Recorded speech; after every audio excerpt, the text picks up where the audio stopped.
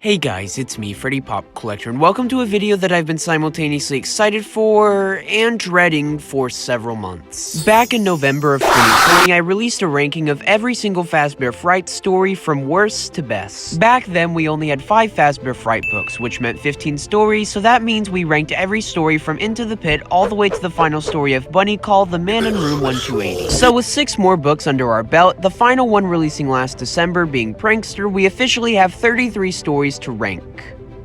Dear Lord. While I don't sound too thrilled about all the work ahead of me, I'm so excited to give this book series the send-off on my channel that it deserves. The last Fazbear Frights related video I posted was the top 5 stories that need Daco's songs, and now with this final ranking of every single story, this will be my final time talking about Fazbear Frights, probably forever. One final side note before we get started though, no, I will not be including any of the Felix the Shark stories. Not only were these stories quote-unquote scrap, but this book is being treated as a bonus book and you can only get a physical copy if you buy the $100 book set, so sorry if that triggers you, but they were cancelled for one reason or another, hence they probably would have had more work done to them if they were official stories, so it doesn't really feel fair to rank them in a traditional sense. I don't know, that's just how I feel. But I have read them, and for a quick review, they need work.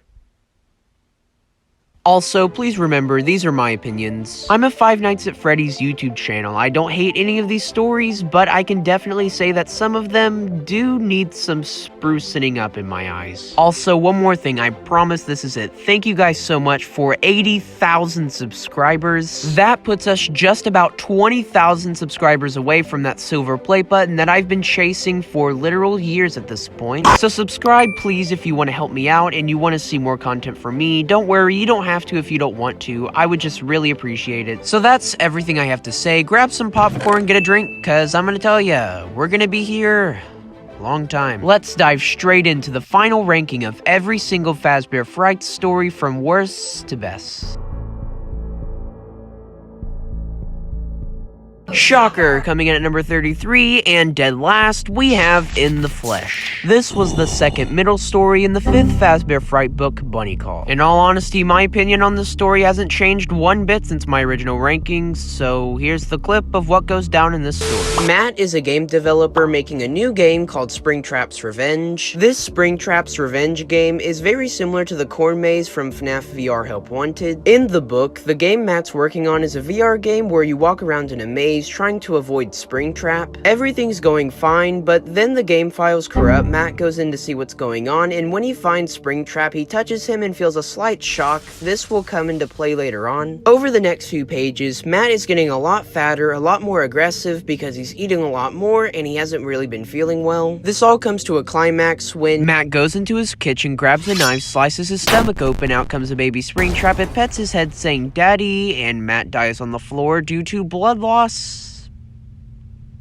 This story has little to no redeeming qualities. Matt is not a likable protagonist, the story's over way too quick, the world they live in is very boring, and the whole time I just was wishing it was over. It's also unnecessarily gory. In my opinion, FNAF's horror works a lot better when it's implied instead of explicitly shown. In stories like Jump for Tickets and 1:35 AM, the death is implied, not shown. I think this works much better. Even in stories like To Be Beautiful, when Sarah finds her old body in trash bags, it's not this overbearing. But come on, there has to be at least one positive thing to say about the story, right? Well, I think there is. I really like the theory that this could be the plush trap chaser Oscar got in out of stock. I love how all these stories take place in the same universe and are connected by the Stitch Wraith stories. It just makes all of them worth reading. In the Flesh, at its core, it's broken. 1 out of 10. Let's move on.